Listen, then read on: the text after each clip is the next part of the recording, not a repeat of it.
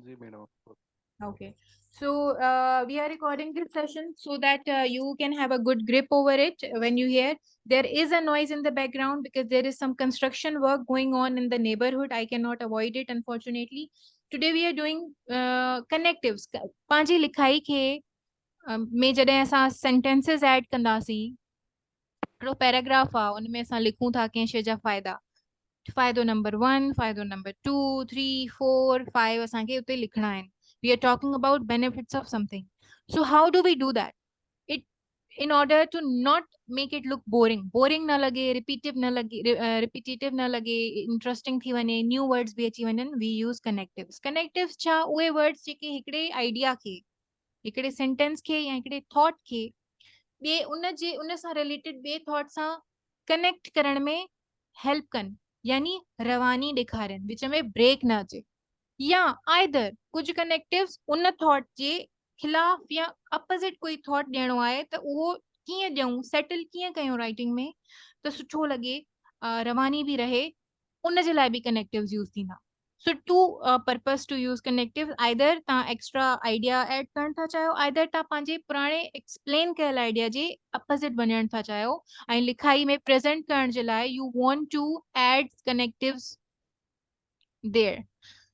So we'll start from some connectives we have. Number one, furthermore. Furthermore, we have in addition, we have on the other hand, we have however, we have nevertheless, we have in contrast, and we have similarly here. असां ये connectives पढ़ंदासीं इन जो use and then next for इन जे example ते वेंदासीं त जी इन जो example तव्हांखे अच्छा हेल्प ॾिए ऐं कीअं हेल्प ॾिए तव्हां जॾहिं लिखंदा when I am going to give you a homework a task तव्हां लिखंदा लिखण वक़्तु सिर्फ़ लिखणो न आहे हिन एग्ज़ाम्पल खे खे ॾिसी पंहिंजे सेंटेंस खे मैच कयो त छा यूज़ ऐं छा आइडिया मैच थिए थो रिलेवेंट लॻे थो इज़ इट वर्किंग और नॉट तव्हां पंहिंजी ग़लती खे पहिरियां पाण असेस कंदा हिन एग्ज़ाम्पल्स खे ॾिसी so let's start from further more छा कंदो आहे इट एड्स मोर इंफॉर्मेशन वधीक इंफॉर्मेशन ऐड कंदो आहे छा में ऐड कंदो आहे तव्हांजे प्रीवियस पॉइंट में जेको पॉइंट तव्हां हिकु सेंटेंस पहिरियां ऐं लिखी चुका हाणे उन जे बारे में वधीक कुझु इंफॉर्मेशन ॾियण था चाहियो छो त जीअं उनखे सपोर्ट कयो या उनखे वधायो त तव्हां यूज़ कंदा further more how let's have a look at the example the research findings हाणे ॻाल्हि पई थिए रिसर्च जी फाइंडिंग्स में रिसर्च छा असांखे इंफॉर्मेशन ॾिनी आहे वर consistent across different age groups research जो फाइंडिंग्स कंसिस्टेंट हुयूं मल्टीपल एज ग्रुप्स जे विच में हलन पयूं फर्दर मोर अञा वधीक हाणे ॿुधाए थो उन ई रिसर्च जे बारे में उन ई रिसर्च खे सपोर्ट करण में या एक्सपेंड करण जो हिकिड़ो ॿियो पॉइंट थो ॾिजे यानी ॻाल्हि उन ते ई पई थिए पर अञा वधीक का एड्स पई थिए शइ द स्टडी उहा ई रिसर्च यानी स्टडी उहा रिवील करे थी revealed similar trends in various geographical regions. So in the first sentence, we're talking about a research finding, and in the next sentence, we used furthermore and added some more information regarding the previous point. Is that clear? जी madam clear थियो 100%।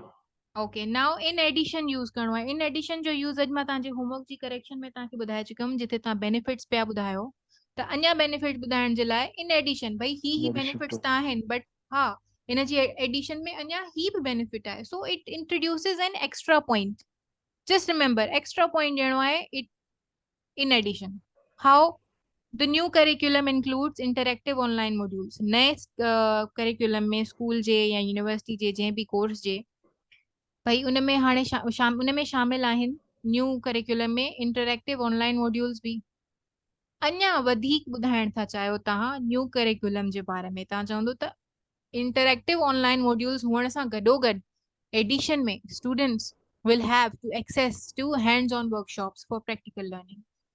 So this is how you add another point. On the other hand, next connective.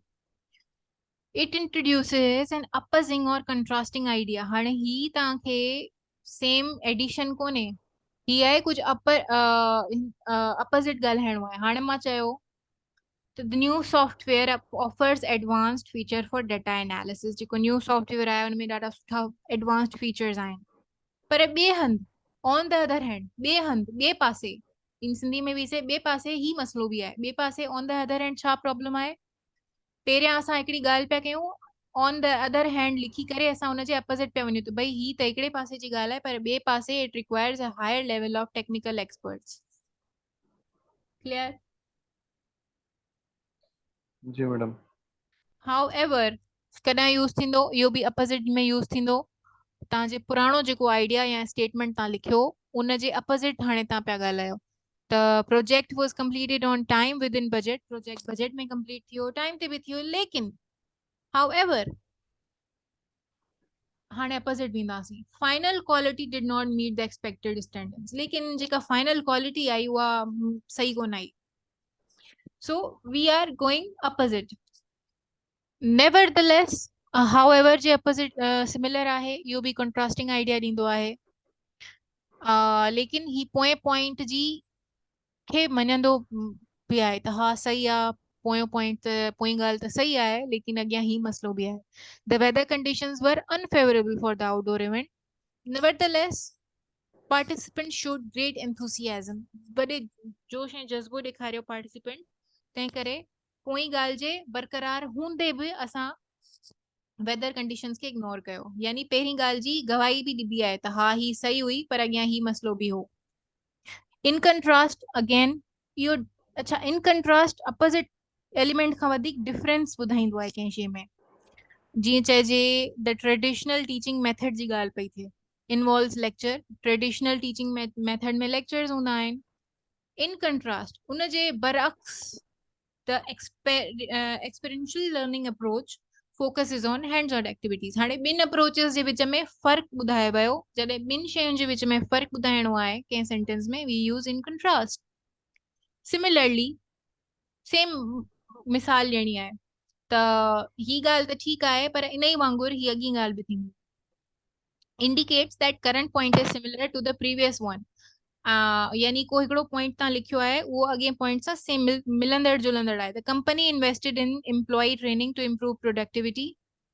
Company employ जी training कराई त जीअं वधीक productive हुजनि, वधीक सुठो कमु कनि, बहितर कमु कनि ऐं वधीक कमु कनि. Similarly, it allocated resources to enhance customer service quality. ऐं इन ई तरीक़े सां उन्हनि कस्टमर सर्विस जे लाइ बजट बि ॾिनो त क्वालिटी वधाई वञे. So these are connectives. They are very helpful if you use them in writing. Your writing looks very good when you use connectives. And I hope it has been easy. But हाणे जेको तव्हां homework कंदा it's very important तव्हां पंहिंजे sentence में जिथे बि connective use कयो ही शीट ओपन कयो and check whether तव्हां सही यूज़ कयो आहे या न. ये मैडम ये शीट तो मोकिलिजो. Ask again. Yes, काइंडली मतलब ये सेंड कयो ये. I have sent it to you. You had requested me in the last class. मां तव्हांखे send कयो but unfortunately तव्हां शायद open कोन कयो.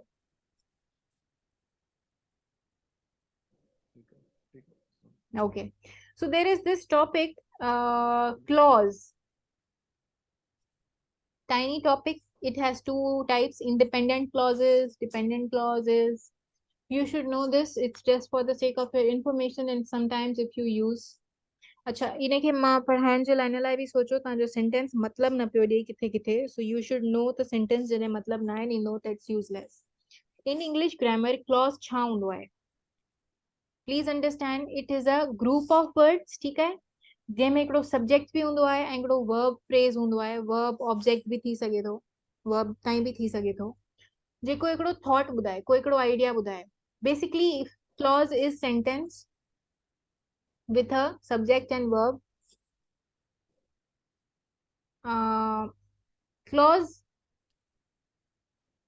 express an idea, a complete idea या इनकम्प्लीट आइडिया बि ॾेई थो सघे. क्लॉज हिकिड़ो अहिड़ो सेंटेंस आहे जंहिंमें वर्ब बि आहे, सब्जेक्ट बि आहे, समटाइम्स ऑब्जेक्ट बि आहे, लेकिन उहो कंप्लीट आइडिया बि ॾिए थो. कॾहिं कॾहिं ॻाल्हि पूरी बि सम्झ में अचे थी ऐं कॾहिं न बि अचे थी. सो इहे ॿ काइंड हूंदा आहिनि क्लॉज़िस जा.